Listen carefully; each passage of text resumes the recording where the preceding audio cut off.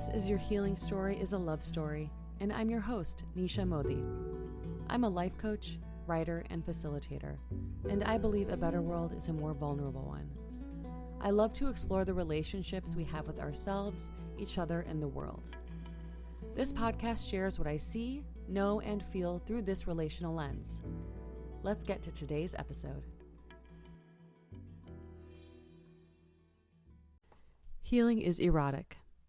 I wrote what I didn't realize would be a love poem.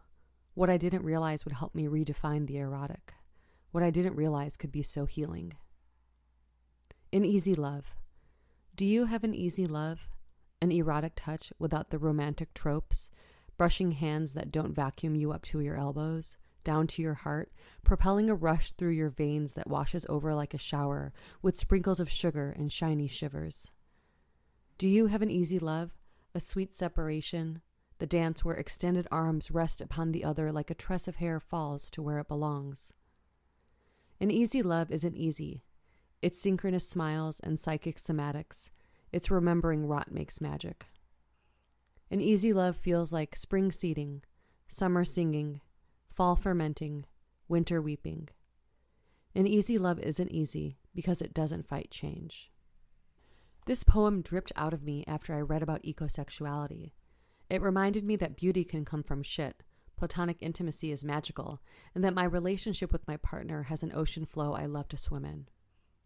Lately, I'm exploring the earthiness of relationships and connecting this to advice like, no relationship is perfect, don't settle, dump him, communicate your needs, etc. When you look at the earth, it's easy to see the interdependence and sustaining connection that's everywhere. And we can't even see the unimaginable connection beneath our feet in the form of mycelium networks. We have models of relationships all around us on this planet. Different facets help each other grow, they disagree, they share nutrients, they destroy each other, they build homes, they hunger, they nurse, they pray, they coalesce. This is an erotic and healing life full of discord and symbiosis. The erotic touch between a blade of grass and a dandelion, a bee and a sunflower, or a bird and a branch is mirroring what is possible for all of us. When these elements show up for each other, the connection is undeniable, and this is enough. When I hear no relationship is perfect, it reminds me that a relationship by its very essence is messy. Even the yummiest parts come from an abyss. A relationship is a solo and collective dance, an erotic question, a forever need, a most of the time choice. It is an expression of life itself, and life is simply about being with what is, not chasing after what is it. So when I hear the advice of don't settle, I pivot. I ask, where is your interdependence? What is or isn't being shared? Can you access your needs and choices? How are you living with ease and messiness? These answers tell me more than determining if the relationship has too many red flags. And yet, don't settle is an answer to the ways we forget we have needs, how we try to make decay look alive, and how ease and messiness are upside down and inside out. I went camping recently and saw a skeleton of something on the ground.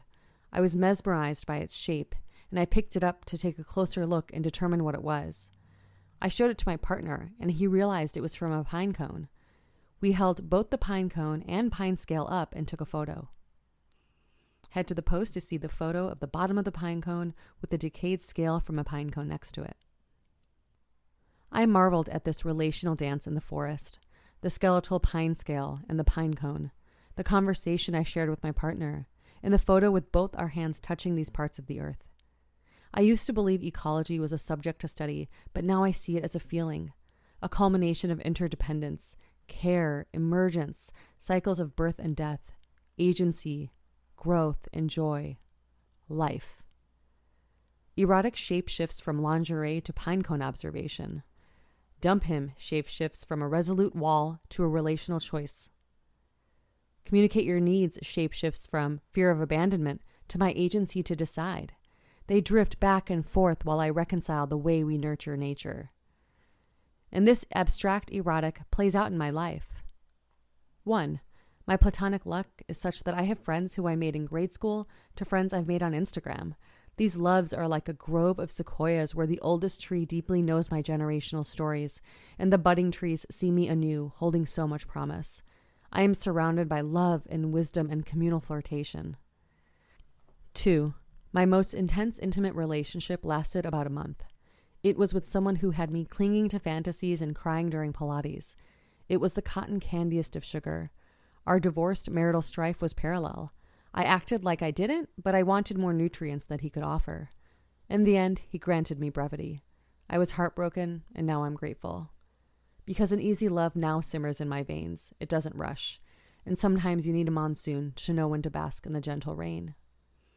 If your healing story is a love story, then evoking the art of the earth must be a part of it. Discovering the rot-making magic must be a part of it. Being with the shifting seasons must be a part of it. Unshaming the messiness must be a part of it. After all, an easy love isn't easy because it doesn't fight change. Thanks for listening, friends. Head to the show notes and click send us a text message to let me know what you think about today's episode. And be sure to follow me on Instagram at HealingHypeGirl and get on my email list at bit.ly/notesfromnishaland. The intro and outro music is called Reverie and it's by _Ghost from the Creative Commons. Until next time.